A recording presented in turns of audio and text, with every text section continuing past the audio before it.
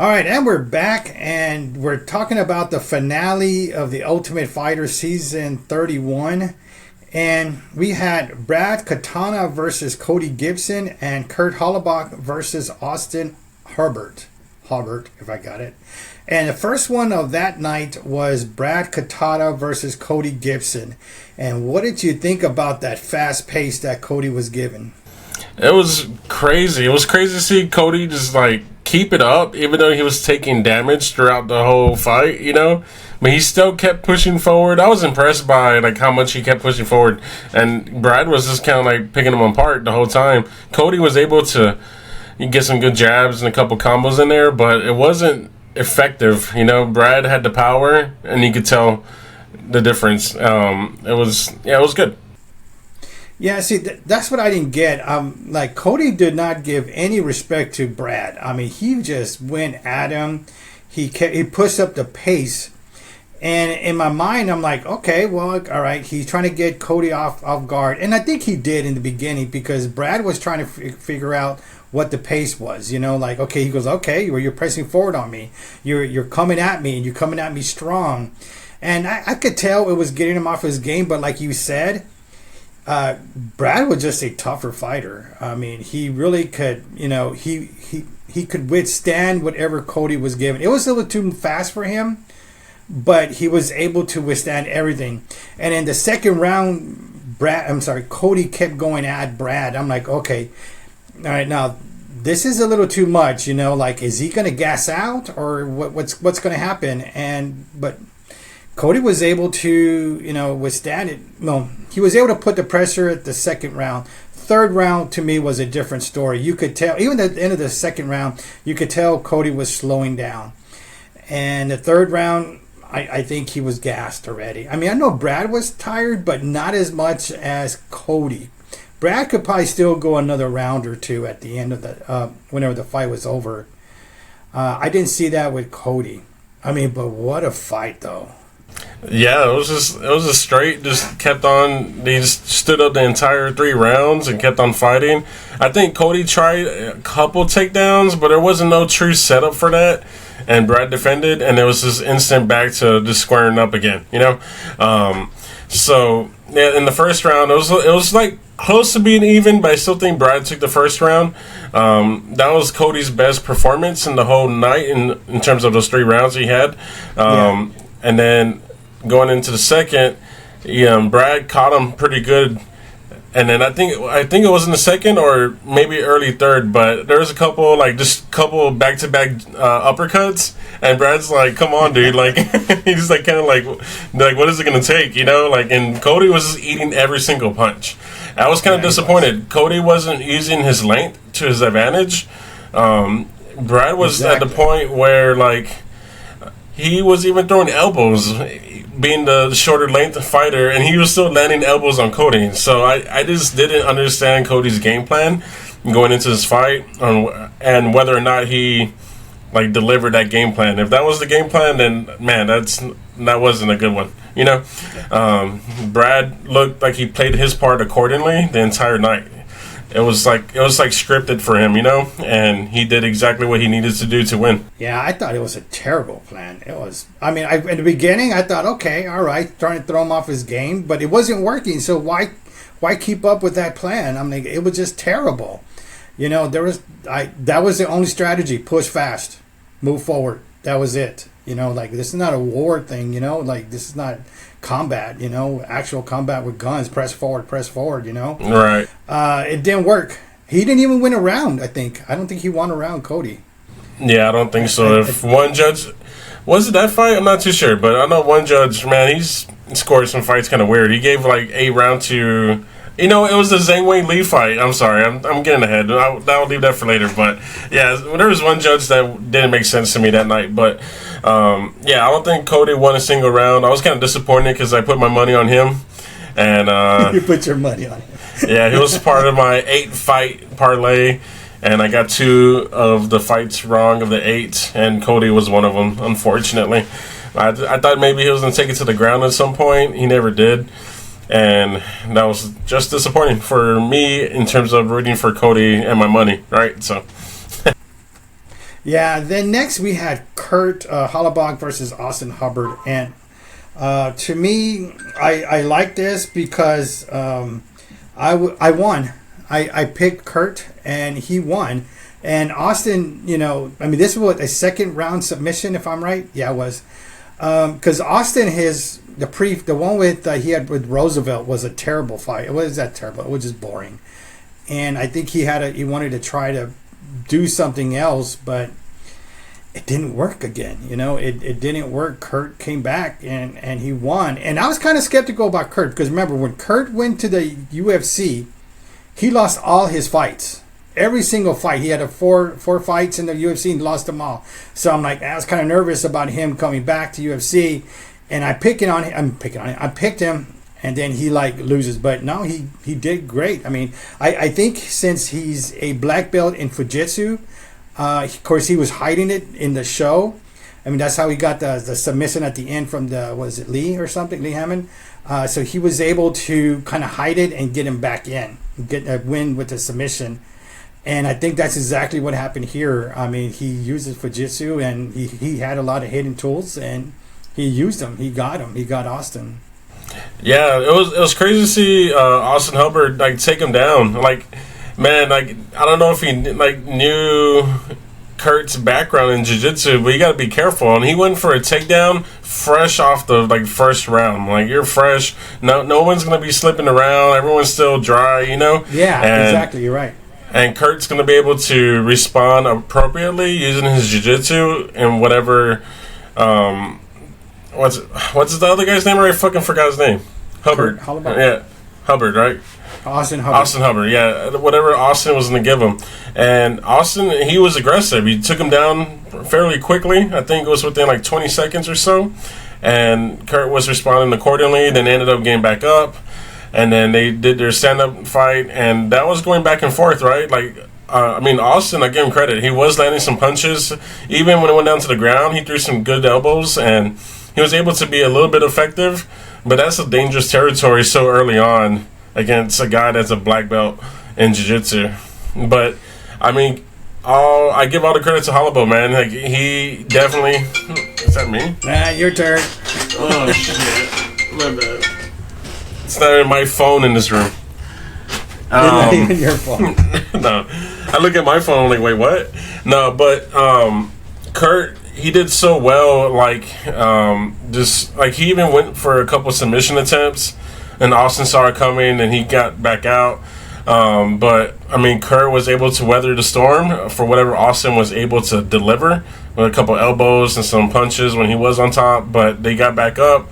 And then they both went into the second round, and then they ended back on the floor again, right? Because I think Austin Hubbard threw a high knee, and kind of I don't know. I think Kurt responded with the punch. It was kind of brief and really quick. You couldn't see if that punch really landed, unless I got to rewind it in slow motion or something and see if the camera caught it. It was really fast action, and the next thing you know, Austin Hubbard is down in turtle, on his knees, looking down on the mat, and Kurt just jumped right on top of him, took his back, and then I think there was an armbar submission attempt, and then Austin Hubbard was able to get out of that armbar attempt, but right into triangle instantly, and that's the classic combinations in jiu-jitsu. You're gonna go for the armbar attempt, if they respond to get out of it accordingly, then it leaves him vulnerable for that triangle attempt because he already have an arm trapped. He just needs to put his head in, and that's it. He locked it in, and it was pretty quick. It didn't take too long after he locked in that triangle. Well, when I saw that, I was yelling, "What is he, a snake? What is he, a snake?" Because he just from one transition to the next, and then the way he got his legs around him. I'm like, this is a freaking snake on him. That was pretty awesome the way he did that. Like you said, transition from one move to the next. That was just crazy. Yeah, that's just basic jiu-jitsu. That wasn't even hiding it at all. Austin should have been aware. If you're getting out of the armbar, the triangle's next. And depending on how you escape the armbar, and him getting to his knees from the armbar, and then his head was exposed with his arm already trapped. That's easy. And if Kurt could throw his legs up really quick and lock it in, which he did, it's going to be now you're fighting a a triangle attempt early on in the second round, that's going to be a long ass round, you know. So it didn't work out that way because Kurt did exactly what he had to do. He moved his elbow and the arm to the opposite side, and then that's when you just put more pressure, and that's it. If not, he can even do an armbar attempt like that with his arm out in the triangle. I don't know if you know that, James, but yeah, there's so many different fucking ways to submit guys even in triangle, and not just the triangle suppression, right? For that submission only, you move their arm across this way, and then now you're during that pressure, right? Like as if it's a modified armbar. So yeah, Kurt, he's excellent in jiu-jitsu, and he didn't need to be like an expert. Like you could tell exactly the transitions that were happening, and it was like watching my son in jiu-jitsu. So well, Kurt does have 2 gyms, and he practices almost every day except for weekends, he says. So I mean, it wasn't like he had a big layoff. I mean, he's been in the gym like every day, 5 days a week. So I mean, so he was ready, and it showed, especially with his Fujitsu he had. So then, what do you think is next? I think the only one that called out anybody was Kurt, and he called out Patty the Batty. Yeah, Patty the Batty. I don't know. That's a weird call out because like you got to earn your way up there, like kind of like Batty has, right? Talking his shit, winning the fights, and Kurt, this is his first, I guess, UFC fight, but under tough. So I get it, but at the same time I don't get it, right? Like I get it in terms of you want to call out the biggest guy that you feel like you could take on, but Patty Pimblin's he's kind of like past that threshold where you can't call him out just yet, too soon. Well, I to me is Patty had a lot of hype behind him. Of course, he got injured, and the hype's kind of gone from him, So then Kurt, he already been in the UFC already. So he's 39, 36, I think. Yeah, I think 36. So then, time is not on his side anymore. So he needs to move the pace fast, and I think that's exactly what he's doing. Like he doesn't. I don't think he wants to get back in line, starting from let's say, for example, the early prelims. Right. I think he's shooting for the main card. Like he's shooting for that. Like, come on, let's do this the right way. Like I don't have time to mess around right now. And I think that's exactly what he's doing. So, good for him. If it works, great. If not, then, get in line is pretty much what I was going to say. But I think by calling somebody out at his age, he got none to lose. I mean, basically, he really doesn't. He doesn't. So I get it, yeah. But, I mean, you did make a valid point, and I was just thinking, too, while you're talking, that Patty the Batty, he's going to be out for a little while. I don't know when he's supposed to come back, but he hasn't fought for a little while now. He had some kind of injury, I believe. So I believe it was like a year out. So I guess that would be a good like warm-up fight coming back into the UFC, right? Getting back into the fights, and Kurt coming back up. And he delivered this fight. So, I mean, he does show that he can stand up. He's willing to stay on the feet. But then if it goes to the ground, he's more than happy to go down to the ground as well. So I think it's going to be a good matchup, too. I mean, this could be a December fight, even an early year. Maybe close to UFC 300. I didn't say UFC 300, close to it. Because there are going to be a lot of good fights start coming up, and it'd be a good prelim card. I know he wants the main card, but it'd be a prelim. Yeah. And we'll see where it goes from there. But Brad, I didn't hear him call out anybody. I know he was praising Cody, and I think he was actually showing more respect for Cody at the end than Cody giving Brad, but because Cody wasn't respecting him at all. Even before the fight in the house, he was talking a lot of crap to Brad. And I don't know if he was showing off to Chandler, but he did, show no respect, and even during the fight. But Brad was giving Cody a lot of problems and showing some respect where I think he was trying to help him maybe get a contract. But according to Dana during the press conference, he said he was going to take care of Cody.